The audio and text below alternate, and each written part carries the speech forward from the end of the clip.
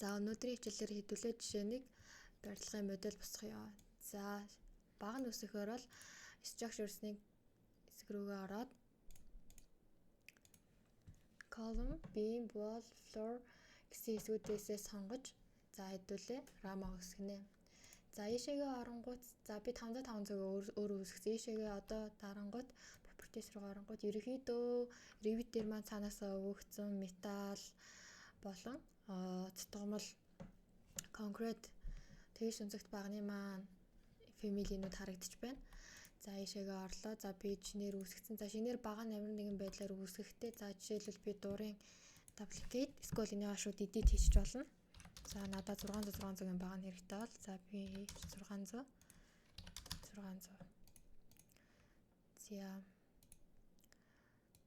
За тэнхлэг нь багна нь хэрвээ тэнхлэгээрээ голлож байрладаг бол окей. За яа итгэцэнгөө.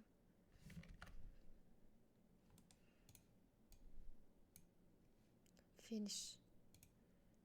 За одоо энэ дээрээс юу харах вэ гэхээр за багны маань шалаас за багны давхар зойрын давхар хүртлээ үүсэж байна. За энийгээ буцаага дахиад шинээр үүсгэе. Дахиад харуулъя. За би багнаа сонголоо. За энэ хэсэг дээр ерөнхийдөө багнаа сонгохоос өмнө за хамгаалтын үеэ сонгоно. За ийшээгээ материалаа мөн тааруулна.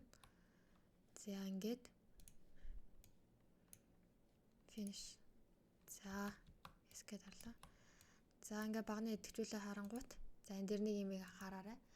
За энэ дээр маань шууд юу байгааг болохоор за ингээд баг нь маань зойрын давхрын баг нь маань үсэж байна. За одоо дамдруу муу адил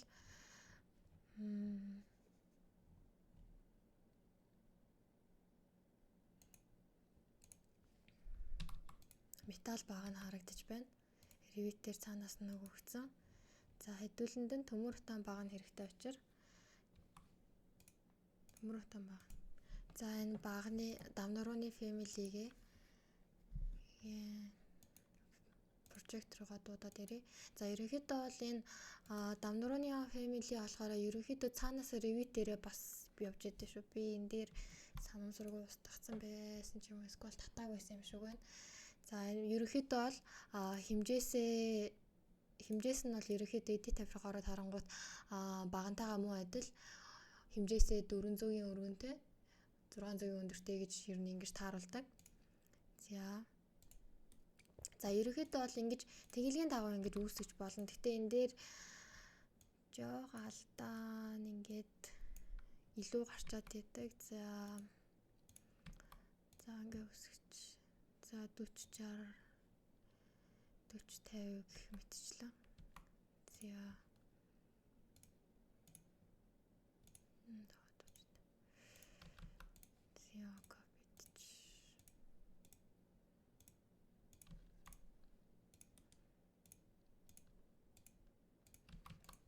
Зойрын давхар минь мэдээж хантай. За wall structural. За энэ дээр маань ерөнхийдөө дандаа нөгөө цаанаасаа үүссэн, инчээр үүссэн ханууд маань харагдчихээн. За эндээс хэдүүлээ конкрет гэсэн бичигтийг сонгож аваад за duplicate хийчихье. За бид нэр зойрын давхар 250 хан ч юм уу тань жишээ. За ингэвтэй ханыхаа зузааныг сонгохдоо edit рүү орлоо. 250. За энэ дээр ороод бетоно мөнгө сонгож материал өмнө хичээл дээр орсон материалаа сонгож өгнө. За тэгэнгүүтээ за энэ дээр одоо жишээлбэл 250-ийн хан тэгсэн ирнэ багныхаа гадна ирэмгээр ихээр бол за энийг 25 болгоч. Энэ чиглэл рүү биш 50 болж иж offset-лах юм байна. 50 75 25 тал хэмжээсээр. За ингээд.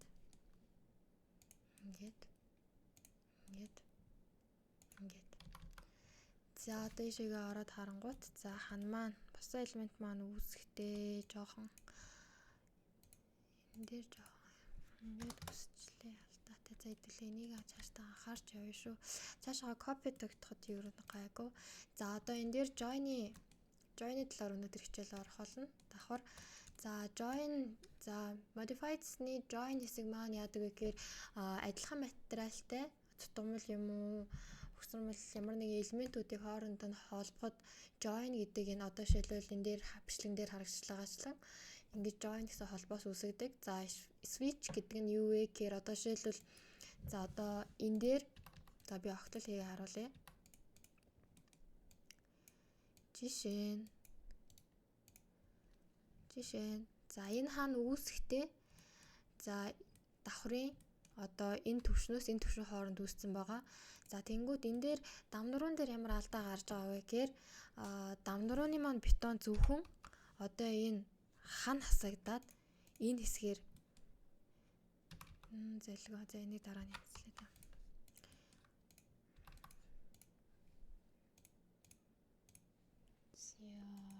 Хэмжээсийн талаар тусна. Хичээл орё. За ерөөдөө харагт хэмжээсийн хичээл тусна орно.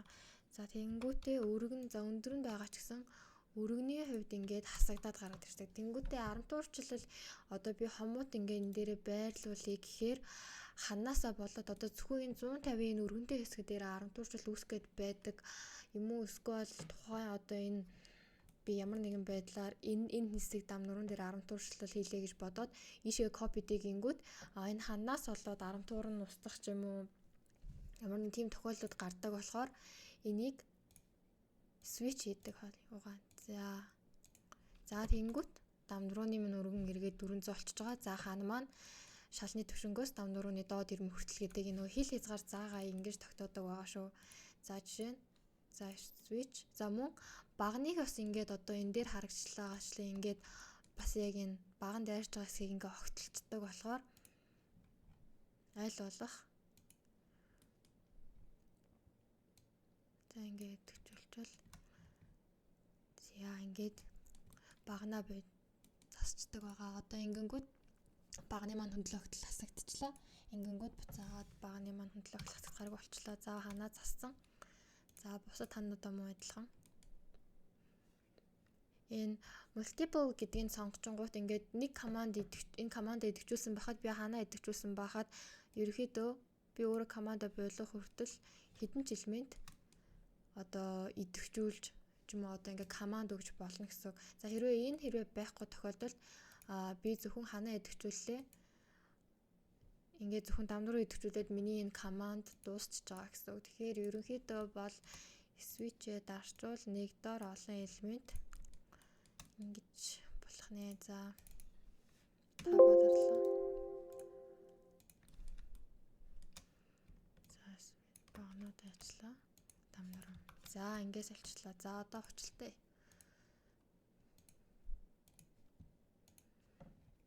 За конкрет гэснээс сонгож.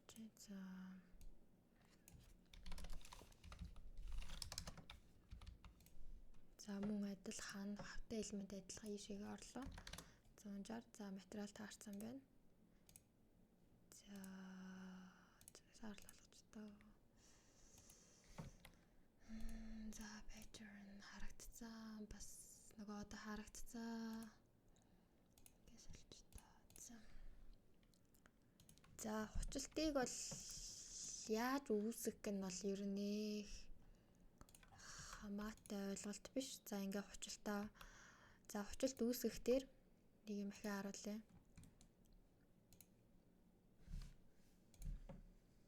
За энд харагдаж байгаа энэ давхар зураас маань юу илэрхийлдэг вэ гэхээр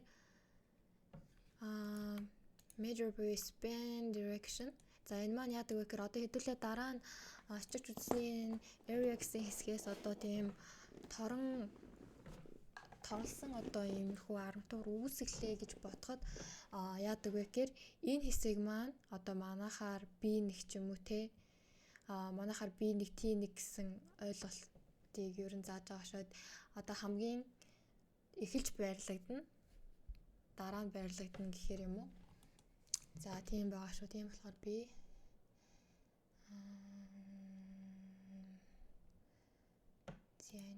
Энэ хэсгээ би спан болгоч.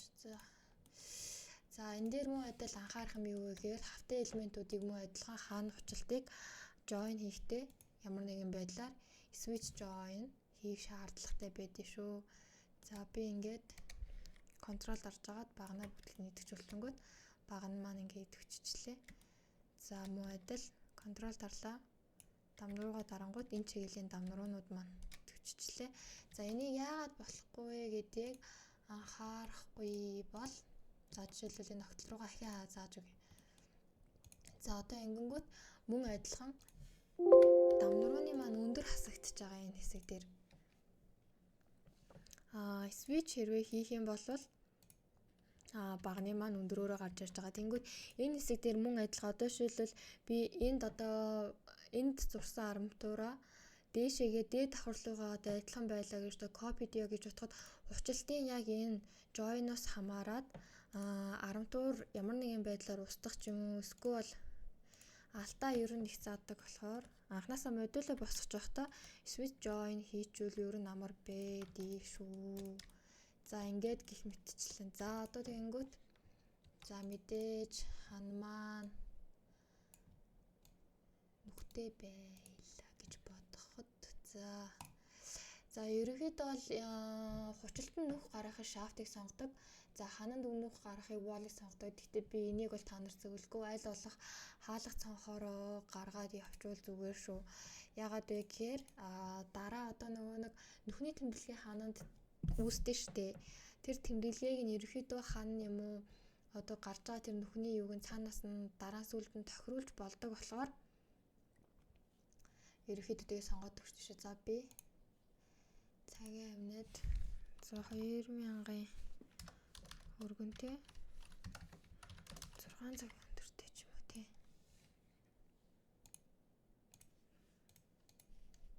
За нэг ийм цаах сонгоч.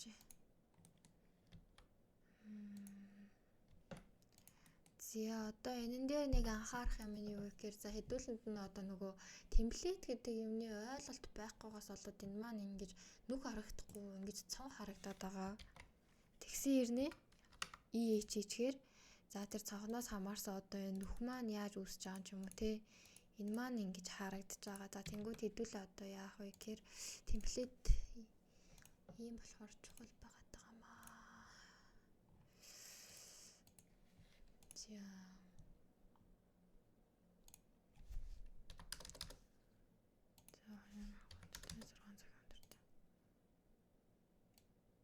За тэнгүүтээ. За хэдүүлээ түр темплейтэд оруулж. Тэнгүүтээ ишээгээ энэ хэсэг рүү apply хийчээ. За тэнгүүтээ би эндээс одоо юу hide хийх вэ гэхээр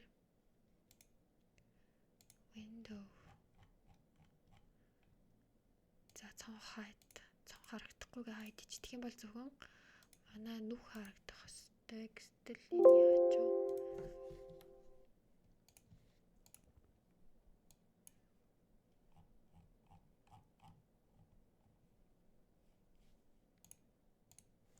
Family руу ороод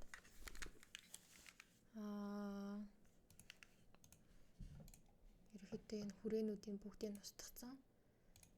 За тэгний олоод ичлээ. За тэгэнгүүт за нэг нь line. За ингэж та ингээд харуулж.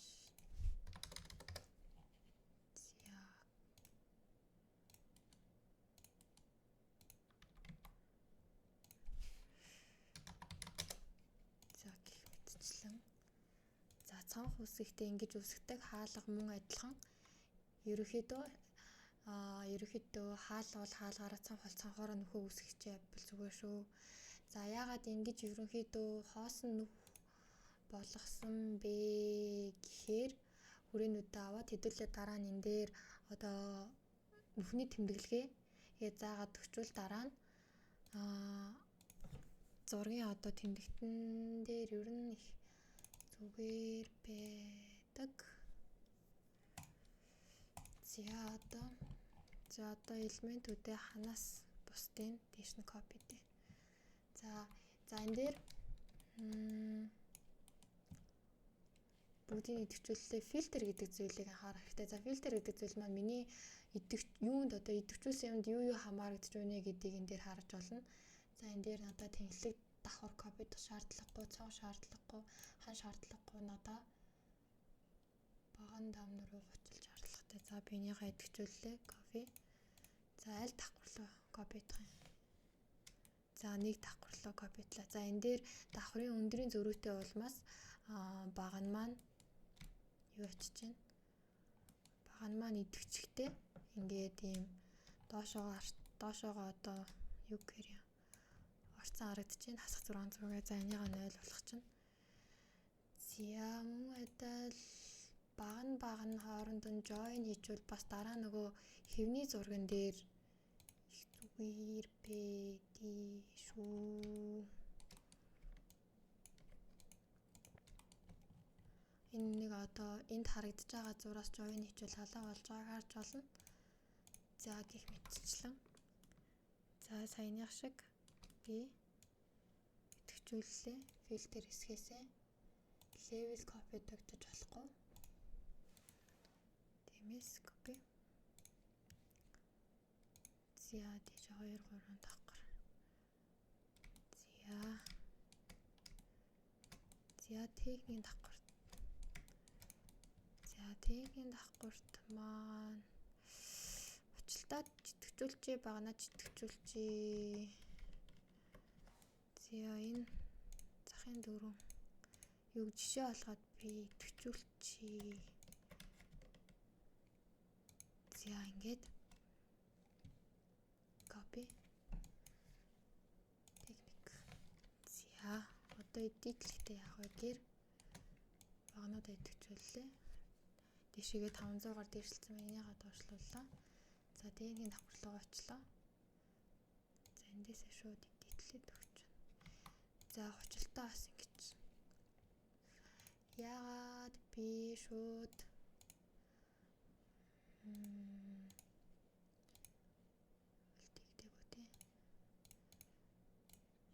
шууд энийгээ ингэж идэвхжүүлсэн бэ гэх. Яг зүгээр ахиа шинээр зурчиж болно да зүгээр join хийхээс.